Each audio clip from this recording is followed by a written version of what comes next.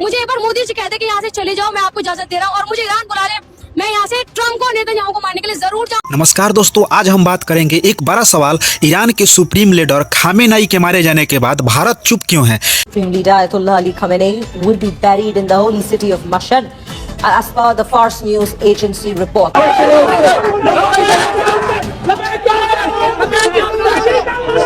यह एक बहुत बड़ा अंतर्राष्ट्रीय घटना है और भारत की प्रतिक्रिया में खामोशी ने देश में बहस शुरू कर दी है। क्या बात कर रहे हैं? आइए इसको आसान भाषा में समझते हैं। तो दोस्तों, सबसे पहले बात करते हैं कि आखिर हुआ क्या। तो दोस्तों, हाल ही में ईरान के supreme leader Ayatollah Ali Khamenei को संयुक्त राज्य अमेरिका और इजराइल के हमले में मारा गया बताया जा रहा है। यह एक बहुत संवेदनशील मामला है, क्योंकि किसी भी देश के इतने ऊंचे राजनीतिक नेता अचानक समाप्त नहीं होना चाहिए। अब आगे दोस्तों बात करते हैं कि भारत ने आखिर चुप्पी क्यों रखी है। इसे समझने के लिए हम इसके कई मुख्य कारण को देखेंगे। नंबर 1, भारत यह स्थिति संतुलन से संभाल रहा है।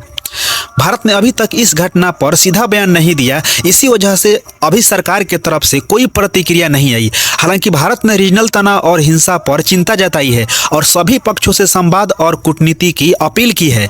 इसका मतलब भारत यह कोशिश कर रहा है कि वह किसी एक देश का समर्थन न करके बाकी सभी देशों के साथ अच्छे संबंध बनाए रखें। दूसरा कारण है, भारत के पास कई हित जुड़े हैं। सबसे पहला हित है ऊर्जा सुरक्षा। भारत बहुत सारा तेल और ऊर्जा गल्फ देशों से आयात करता है, जिसमें ईरान, सऊदी अरब, इराक इत्यादि शामिल है। युद्ध होने पर तेल की कीमतें बढ़ जाती हैं और इसका सीधा असर भारतीय जनता पर होता है। दूसरा हित है लगभग 1 करोड़ भारतीय विदेश में। लगभग 10 मिलियन यानी 1 करोड़ भारतीय खाड़ी देशों में रहते हैं और काम करते हैं। युद्ध से उनकी सुरक्षा का सबसे बड़ा सवाल बन जाता है। भारत ने कहा है कि उनकी सुरक्षा सबसे पहले है, इसीलिए भारत को किसी कठोर बयान से पहले सोच समझकर आगे बढ़ना पड़ता है। तीसरा कारण है इतिहास और राजनीतिक समीकरण।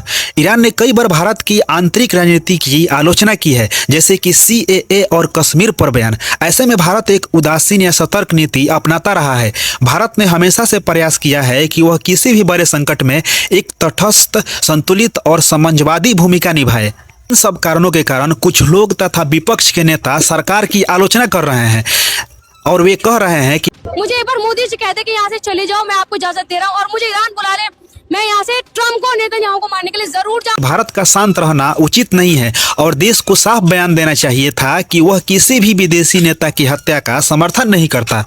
लेकिन सरकार का कहना है कि इस तरह का बयान वैश्विक जटिल स्थिति में राष्ट्रीय हित और सुरक्षा को ध्यान में रखकर दिया जाना चाहिए। और दोस्तों, इस घटना पर आपकी क्या राय है, आप हमें कमेंट में जरूर बताइए।